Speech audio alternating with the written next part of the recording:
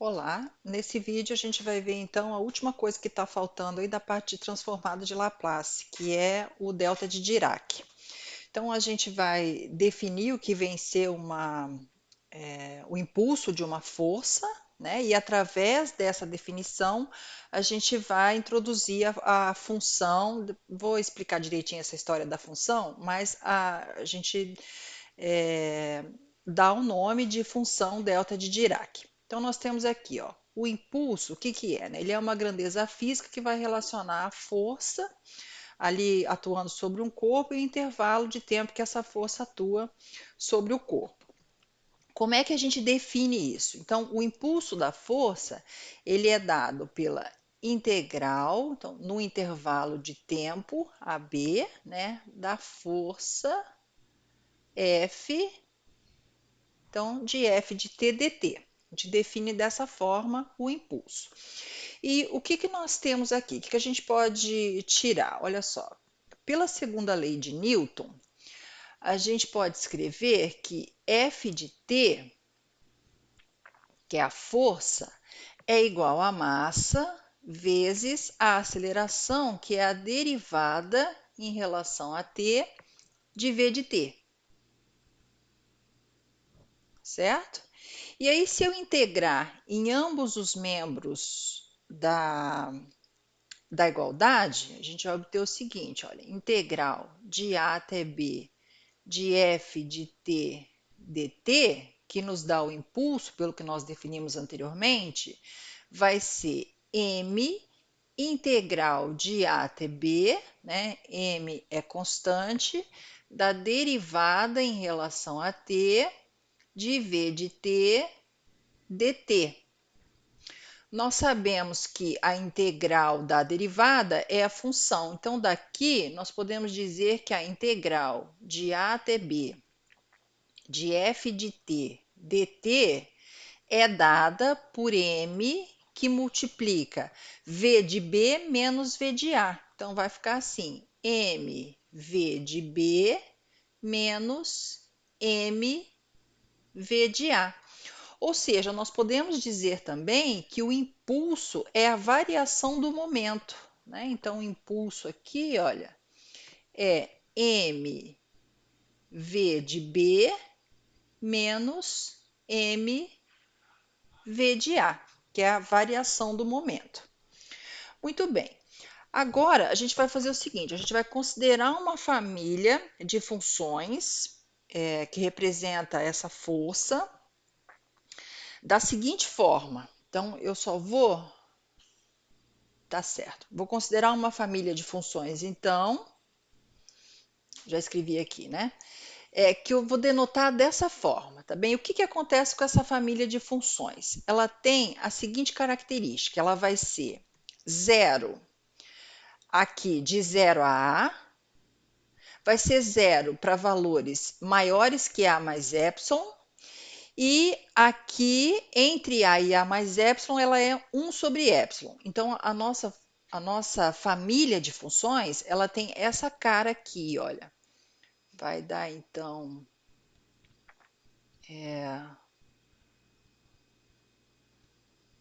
aqui. Deixa eu só desenhar aqui.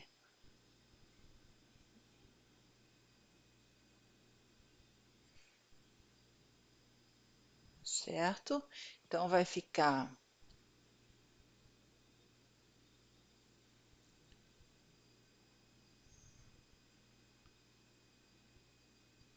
aqui vai dar zero, né, gente? Deixa eu só mudar a cor aqui, para a gente desenhar aí a família de funções. Aqui é zero, tá? Aqui é zero. E aqui, olha, entre A e A mais epsilon, vai ser 1 sobre epsilon. Deixa eu fazer aqui. Aqui é 1 sobre epsilon, tá?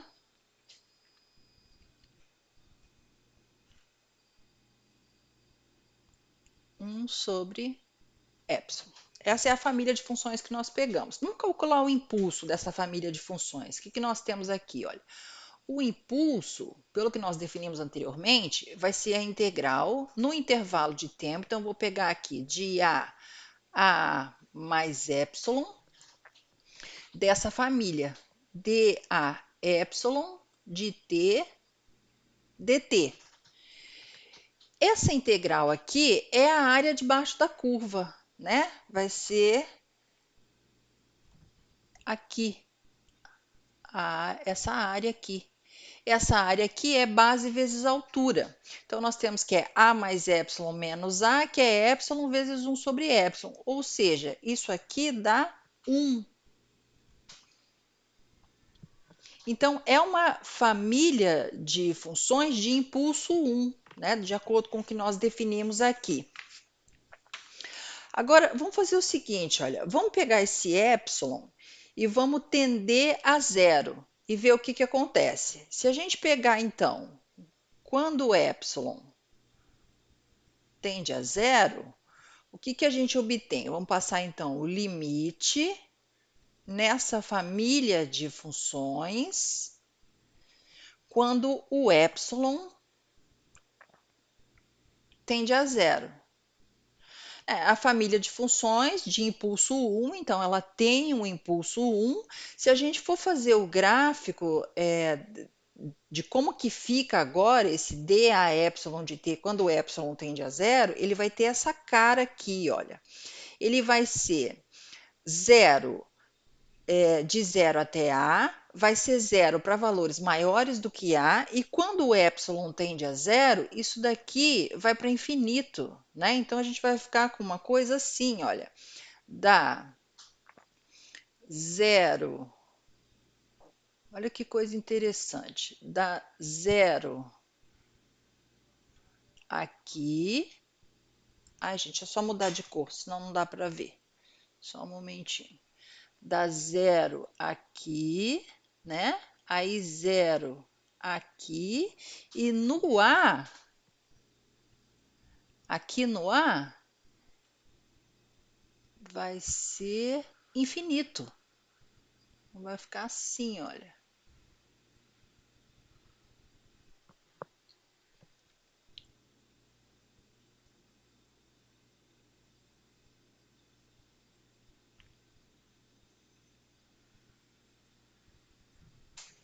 De jeito nenhum que isso é uma função no sentido estrito da palavra, né, gente? Porque, olha só, para valores aqui diferentes de A maior que zero, né? Tá dando zero e no A tá dando infinito.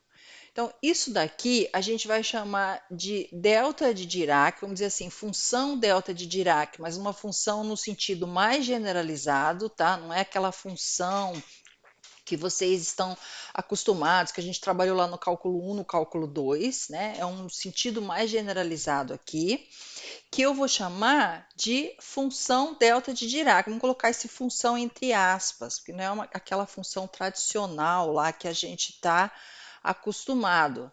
Então, olha, eu posso dizer que esse limite aqui, que nos dá essa função que nós fizemos aqui, olha, essa daqui é a delta de Dirac, que eu vou definir dessa forma, tá bem? Onde ali no A é que está dando infinito, né? Então, é uma função de impulso 1 que a gente construiu lá da família de funções de impulso 1 e vamos dizer que é uma função no sentido mais generalizado, não no sentido estrito da palavra. Como é que eu vou usar isso aqui? Então, essa daqui ó, é a nossa delta de t, tá? A função delta de Dirac. Ela vai ser usada para a gente representar as forças instantâneas que acontecem nos sistemas.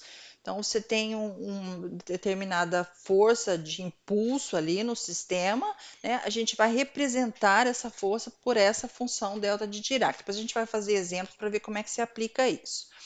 Bom, da teoria, eu não vou entrar a fundo nessa teoria de função delta de Dirac, da onde que vem, o que a gente vai fazer é só definir, usar algumas propriedades e a partir daí a gente vai para a resolução dos exercícios. Então, para as propriedades aqui, ó, nós podemos tirar duas propriedades que nos interessam. Eu posso dizer que a integral de zero a infinito, então, da função delta de Dirac em A é 1, né? Função de impulso unitário. E eu posso dizer que a segunda propriedade, a integral de 0 a infinito da função delta de Dirac vezes uma g de t dt, na hora que eu aplico essa g de t nessa integral, isso me dá como resultado a g de A. E olha que isso aqui está com a maior carinha de transformada de Laplace, né?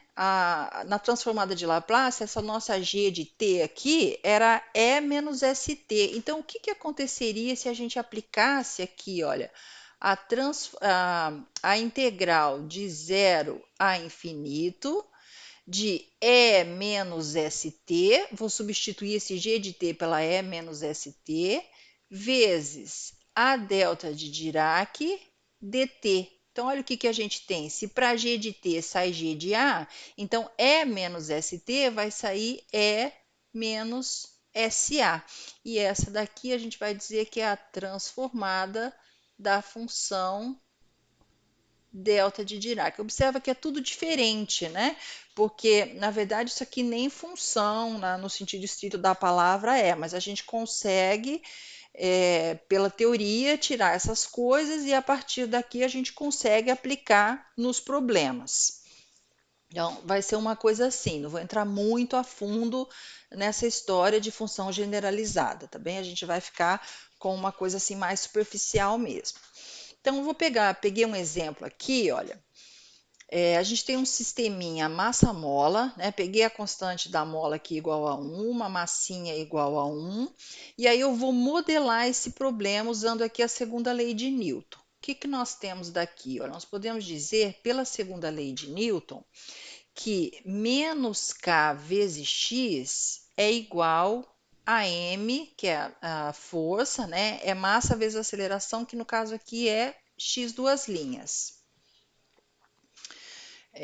Daqui a gente pode escrever que o m é 1, então eu posso dizer que x duas linhas mais k, que é 1 também, x é igual a 0. Só que aqui vai acontecer o seguinte, eu tenho um PVI que eu vou tomar a minha posição inicial como sendo 1, então a gente vai puxar essa massinha aqui, né, até o 1, essa é a posição inicial e vou soltar daqui. Então ele tem posição inicial 1 e velocidade inicial 0, que eu solto daqui, que a gente denota por essas condições iniciais aqui, posição inicial 1, velocidade inicial 0. E aí ele vai se movimentar. E aí, o que acontece? No instante de tempo π sobre 2, é isso que eu estou dizendo aqui, no sentido contrário do movimento, vai atuar uma força externa, ali no instante π sobre 2. E aí, se a gente tirar esse A aqui, né, seria uma força de impulso 1. Mas eu não quero que ela tenha impulso 1, então multipliquei por A aqui. Esse impulso vai ser A. A gente vai ver o que acontece com cada A ao resolver esse problema. Então, é isso que modela esse PVI aqui, tá bom? Aqui é porque tem uma força externa atuando depois lá que o sistema está em movimento. Nós temos esses dados. Agora, nós vamos resolver esse PVI usando Laplace. Só sai por Laplace, né? Que essa função aqui é aquela função lá diferenciada e a gente consegue resolver aplicando aqui o que nós fizemos de acordo com a segunda propriedade, tá bom? Então, vamos resolver isso usando Laplace. Vou fazer o seguinte, vou começar aqui, vamos ver se cabe aqui. Eu vou aplicar a transformada em ambos os membros da igualdade. Vou colocar aqui de t mais x de t é igual a transformada de A delta π sobre 2 de t. Aplica a transformada em ambos os membros. Aqui eu vou usar a linearidade. Isso aqui foi só para a gente lembrar da modelagem, tá? Aqui eu vou usar a linearidade. Então, fica transformada de x duas linhas mais transformada de x de t é igual. O A é constante, pode sair, usando a linearidade, transformada de delta π sobre 2 de t. E aí nós vamos usar as propriedades de transformada que nós aprendemos. Olha, a transformada da segunda derivada. Isso era s quadrado transformada de x de t menos s x de zero menos x' de zero.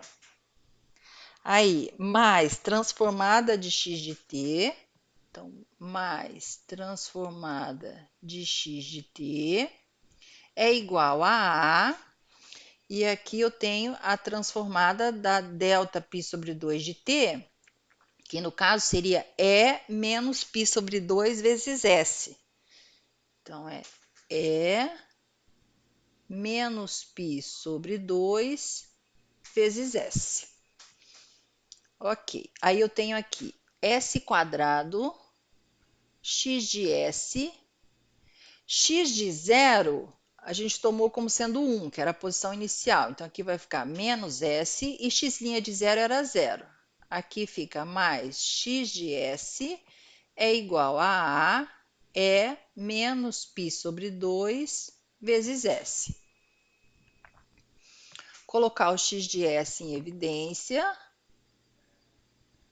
fica S quadrado mais 1 é igual a S mais A é menos π sobre 2 vezes S. E daqui nós temos que x de S é S sobre S quadrado mais 1, né, que isso aqui tem direto na tabela, mais A é menos π sobre 2 vezes S vezes 1 sobre S quadrado mais 1. S sobre S quadrado mais 1, a gente consegue tirar a função de t direto da tabela. Essa daqui também eu consigo tirar a função de t direto da tabela. O A é uma constante, a gente vai estudar o que acontece com esse A aqui. E aqui eu tenho uma função de t, né, que sai lá direto da tabela por essa função de s, e essa função de s ela está multiplicando a exponencial. Nós vimos que o efeito que a função tinha ao multiplicar pela exponencial era transladar t. Foi isso que nós vimos lá na translação em t. Então, o que nós podemos tirar daqui? Olha, s sobre s quadrado mais 1, isso aqui sai direto da tabela. É só vocês olharem lá na tabela, a função é cosseno de t. 1 sobre s quadrado mais 1, também se for olhar lá na tabela, é a função seno de t.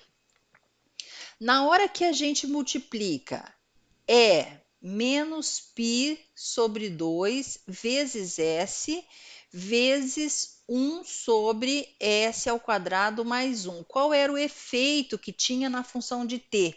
Então, olha, vamos supor que essa daqui seja a nossa função de t. O que acontecia aqui era transladar t, ficava então o π sobre 2 de t vezes a f de t menos π sobre 2. A gente usava translação em t.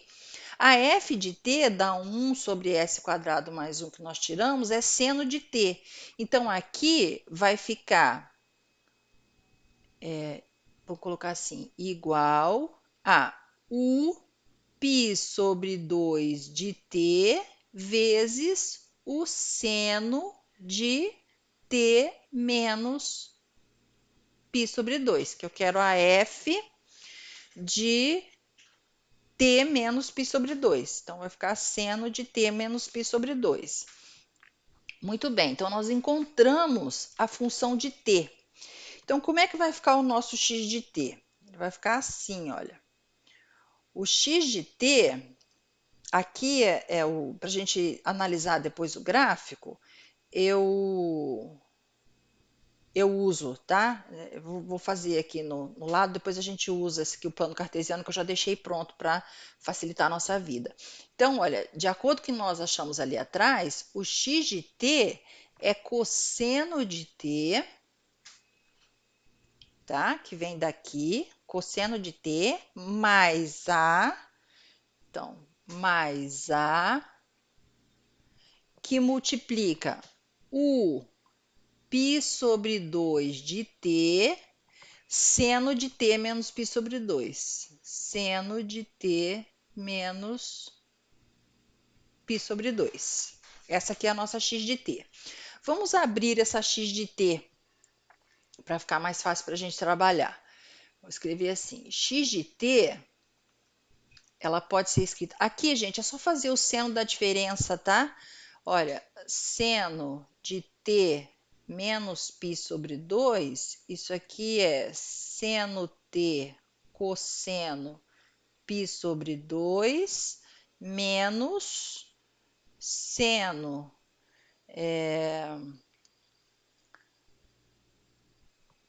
não, seno A cosseno B, menos, aqui é cosseno, né? Tá certo, gente. Seno π sobre 2 cosseno, isso, tá certo. Isso mesmo. Aí nós temos que aqui zera, aqui vai dar 1, né? Então é menos cosseno de t. Menos cosseno de t. Só para simplificar ali, tá? Então aqui vai ficar cosseno de t menos a o π sobre 2 de t cosseno de t. Substituir aqui o seno de t menos π sobre 2. E aí, se a gente abrir isso, deixa eu só fazer um balãozinho aqui dessa continha que nós fizemos separado. Se eu abrir isso, o x de t vai ser... Aqui, olha, é a função degrau. Ela é zero antes do π sobre 2, então vai sobrar só o cosseno de t. Vai dar cosseno de t para t menor que π sobre 2. E ela vai ser 1 para t maior ou igual que π sobre 2. Então, vai ficar 1 menos a cosseno de t, tá? Que é cosseno de t menos a cosseno de t. Essa daqui é 1 para t maior ou igual do que π sobre 2. Essa daqui que ficou a nossa x de t. O que significa isso fisicamente? Vamos entender o que está acontecendo então com esse sistema. Vamos ver o que acontece com o A. Olha, antes do π sobre 2 é o movimento de cosseno de t. Então, nós temos aqui... Deixa eu tentar fazer o gráfico aqui, vamos ver se vai dar certo. Aqui, ó. Cosseno de zero aqui vai ser 1, né? Então, vai ficar uma coisa assim. Aqui é 1. É um esboço, tá, gente? Fazer gráfico aqui não é muito fácil, não. Aí vamos ver o que acontece depois do π sobre 2. Olha, depois do π sobre 2, o A ele pode ser maior que 1, menor que 1, ou ele pode ser igual a 1. Se ele for maior do que 1, a gente vai ficar com aqui negativo, né? Então, vai mudar a direção. Então, aquela força que está atuando ali vai mudar aqui o sentido do cosseno, não é isso? Então, vai ficar uma coisa assim, ó, depois do π sobre 2, ele vai ter esse comportamento. Ó, vamos tentar fazer aqui o gráfico...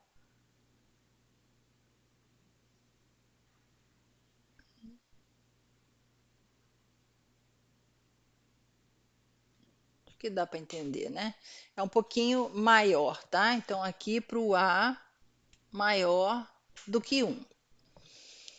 Para o A menor do que 1, ele continua com o mesmo movimento, só que diminui a amplitude. Então, ficaria... Deixa eu mudar a cor aqui. Ficaria uma coisa assim, né? Continua aqui com o mesmo movimento, só que com uma amplitude menor. Então, aqui seria A menor do que 1. E se o A for 1, isso daqui zera. Então, ele para, né? O sistema para. Você consegue encontrar uma força externa de tal modo que ela pare com esse A aqui igual a 1. Então, aqui seria para o A igual a 1. Deixa eu ver se eu acho aqui uma outra cor para a gente colocar.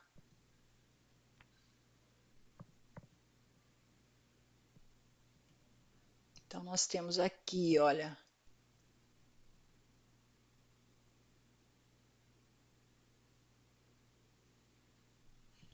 O A igual a 1. Deixa eu só pegar a reta.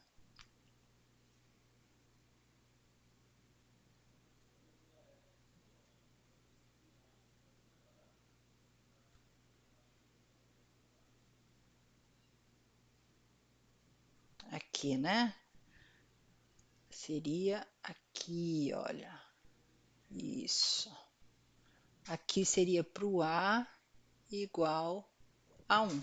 Então, acontece isso no sistema, né? Como eu coloquei um A ali que era amplitude, a gente pôde estudar essa amplitude aqui para cada caso. Então, nós temos esse comportamento no caso daquele sisteminha massa-mola ali, tá bom? Então, esse vídeo aqui foi para a gente definir, né, introduzir para vocês o que era a função delta de Dirac e fazer pelo menos um exemplo, para a gente entender como é que se aplica isso. Eu vou fazer mais um vídeo dessa parte, onde eu vou fazer só exemplos. Então, eu vou tentar fazer aí mais uns 2, 3 exemplos, porque a gente vai ter que usar a translação em T, tem hora que a gente tem que usar a translação em T e translação em S junto, então dá uma confundida, assim, se vocês não tiverem visto antes, não saber como é que trabalha com isso. Então, no próximo vídeo eu vou fazer isso, eu vou fazer mais exercícios a respeito do delta de Dirac, tá bom, gente? Muito obrigada.